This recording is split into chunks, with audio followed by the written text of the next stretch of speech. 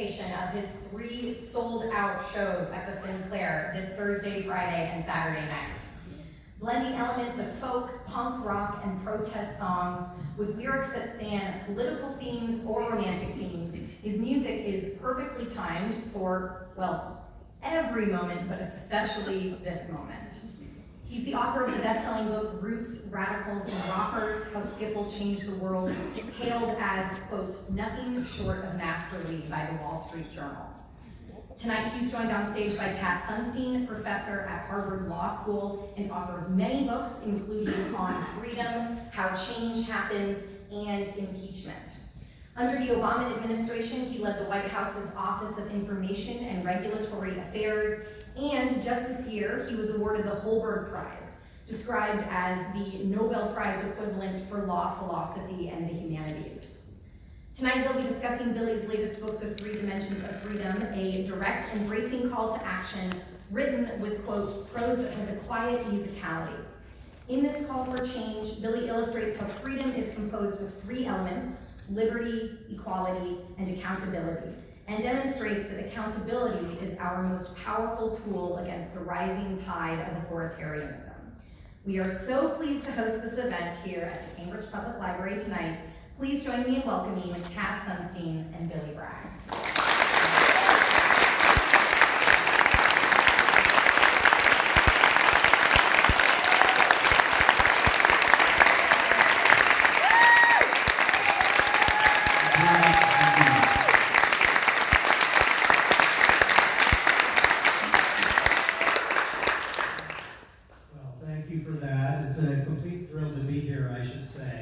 Because ever since my wife and I started dating, we've been discussing, mostly through her, but also I equal her enthusiasm, Billy Bragg. And the fact that she's not here tonight is sad for her, but slightly a relief to me. She loves Billy so much. And, for many of us, including yours truly, Billy's music has had an enduring influence on, this is embarrassing you a little bit. No, it's and on our feelings and our thoughts both, and the applause is testimony to that. So we have 2 books that are around. One is extraordinary on skiffle music. The other is also extraordinary and so different. And it's about freedom, as discussed, 3 Faces of Freedom. So I'd like you to talk a little bit, if you'd be willing, about the relationship, if any, between the 2 books. I think the relationship between the generation that emerged in my country after the war, who were mostly born from 1940 onwards, and the notions of liberty, equality, and accountability is, what they both have in common is self-empowerment. Those skiffle kids, they were 13, 14 years old. I mean, I think George Harrison was 13 when he first saw Ronnie Donegan in Liverpool in 1956. These kids were being offered by the BBC, who had a monopoly on broadcasting, predominantly radio broadcasting. They were being offered novelty songs like How Much Is That Dog in the Window? That they were trying to find lead-belly songs. One of them told me that the average skiffle kid, a guy I interviewed for the book, the average skiffle kid felt they had more in common with African Americans than they did with their own father. The urge they had to find this music. No one was telling them to listen to this music. No one was forcing it on them. They were the original punk rockers in that sense, because punk really, if it was about anything, it was about self-empowerment, making your own culture, whether it was music or clothes or fanzines. And I see that reflected now in the school strike movement. That's a great example of self-empowerment. I think they're probably the new punk rockers. It's nothing to do with haircuts or trousers, but it's everything to do with taking on the world on your terms. And the 3 dimensions of freedom offer you the means by which to start to build a foundation for that idea of addressing the world in your terms. It's like, I hope to offer people a framework in which to look at these troubled times and confusing times that we live in, and be able to use that framework to judge if people are acting in good faith or bad faith, whether they're the President of the United States of America, the Prime Minister of Great Britain, or some toe rag who's just turned up shouting at you on Twitter. These parameters will help you to judge quickly and make a decision in a way that you don't waste your time dealing with. Now, there's a conception of freedom that is associated with the idea of individual agency and self-empowerment, which is a big theme of the book, both books, but of the book in particular, which, according to many, is what we are living with and shouldn't be creating rebellion. So the conception of freedom is associated with Hayek, where the idea is we have free markets. You can, buy these shoes, nice shoes, yes, if you want, or you can buy other shoes, or you can choose whatever music you like, or you can choose a wide range of learnings online, and your capacity to exercise freedom of choice is one thing. I think Hayek, who's not with us anymore, would celebrate this. The freedom of choice is more realized now along certain dimensions than at any time in the history of the human species. And yet that conception of freedom is in a way the target of your book, either as incomplete or as a rat's nest or something. Can you say a little bit about why a market-oriented conception of freedom of choice isn't the hero of your book? Yeah. Well, with regard to Friedrich Hayek, his enemy was regulation. And I think that authoritarianism does not begin when there's a knock on the door in the middle of the night and people start disappearing. Authoritarianism begins when regulations are so lax that the powerful feel that they can act with impunity. And we have someone who feels that way, has lived his entire life that way now, in power in your country and in my country. And the 40 or so years in which the economic views of Friedrich Hayek have been dominant in our economy have led, yes, to a situation where people have a great deal of choice, but deregulation has allowed a situation to occur in which ordinary working people no longer feel they have agency over their lives. The traditional means by which they express that agency, organising within labour unions, through their community, has been undermined not only by individualism but by the idea that the market has the answers to society's problems if it is left to its own devices. Now, I've never been a revolutionary socialist. I believe that capitalism is like fire. If you tend it, it will give you heat and light. But if you don't tend it, you don't keep your eye on it, it will consume everything in its path. And unfortunately, over the last 40 years, that tendency of capitalism to consume everything has become dominant to the extent now we're in a climate crisis as a result of that. So I think my argument with Hayek is about regulation, how we regulate, and how from that we're able to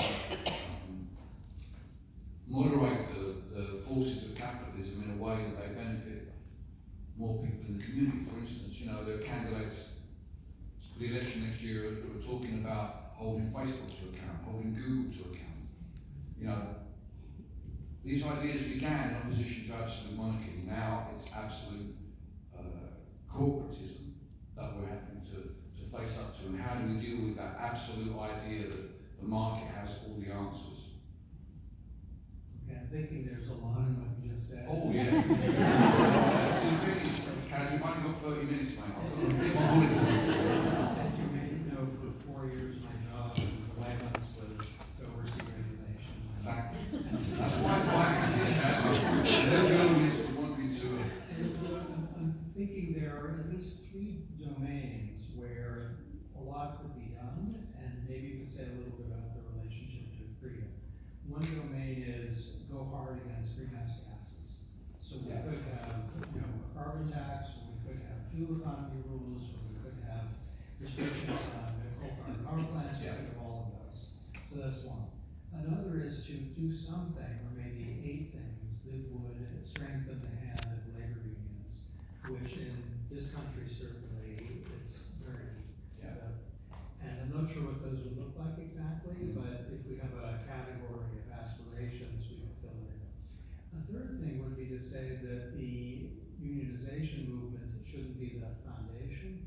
The foundation should be, as you say, regulatory safeguards, which might be things like maximum hour, minimum wage, occupational safety and health, whatever is causing hardship or economic or financial, purely, or in terms of health. Those are the things we should do.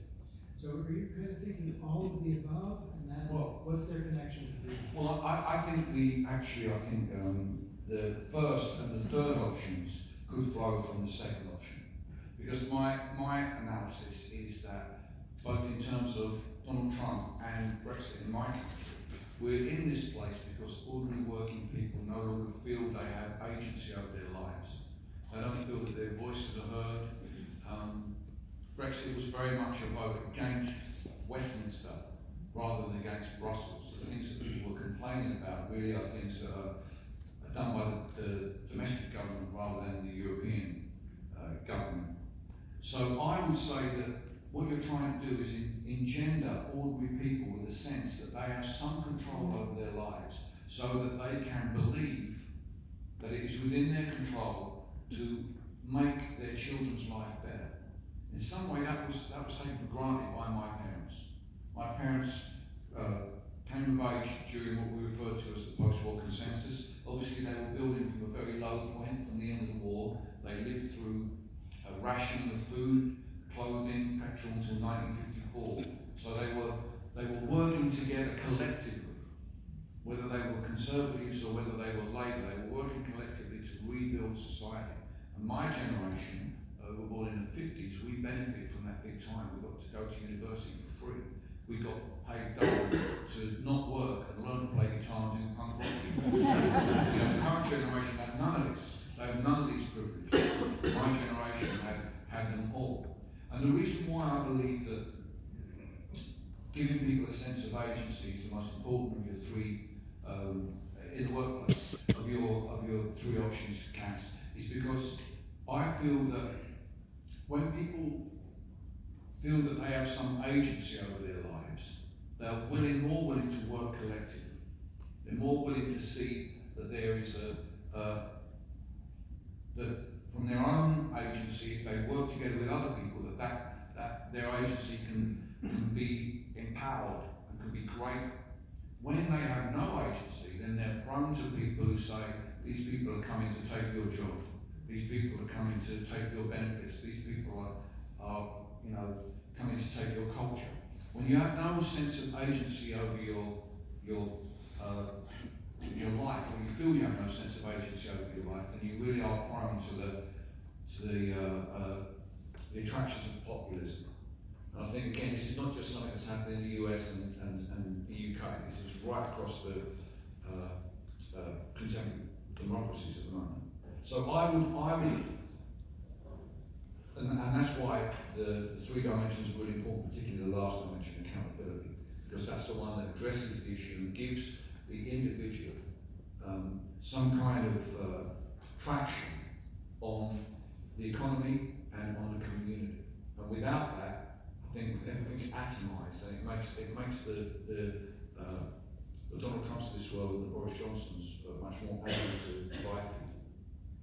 That's great, and there's a connection there with the Stifel book and also with some data from social science, which is very simple and very cool, which shows that if you ask people whether they want to make economic decisions for themselves or delegate the authority to an agent whom they've learned is actually better at making money than they are, they will keep the decision making for themselves. That is, they will insist on a control premium, which suggests that deep in the human heart is a desire, I want to make that choice myself, even when people have learned over time that they're going to lose money if they do that. Okay, that's kind of the deep foundation. And that's the thing in the workplace. You know, when you're working together. Let's take just briefly the UAW strike currently. The bosses said to the UAW members, we need to do something about it, we're in trouble with it, what are we going to do? And they agreed among themselves to not to demand wages, to to work with the management in order to get the company back in profit. Now it's back into profit, they're rightly expecting to get the rewards from that, from their sacrifice and from their labour, and they're not getting it. As a result, they're going on strike. I mean, that's a good model to me of how organised labour and the corporate sector can work together, need to work together, not only to get profits up again, but to support the community. Because what was in the back of the UAW members' mind, I'm sure, is what would happen to their town, what would happen to their family, what would happen to their future, for their children. And those considerations need to be on the table when shareholders and bosses are making decisions, and the workers deserve to have their voice heard in that context. Okay, so what we're doing here to highlight a little bit is like what was done in the New Deal with respect to labor unions, where the idea was individual choice was too weak because you needed collective bargaining in order to aggregate people's power. Yeah, 100%. Otherwise, they'd just be struggling against each other, wages down. Okay, there's that. You said the first point, which is about the environment, the third, I guess, which was about regulation, kind of go together.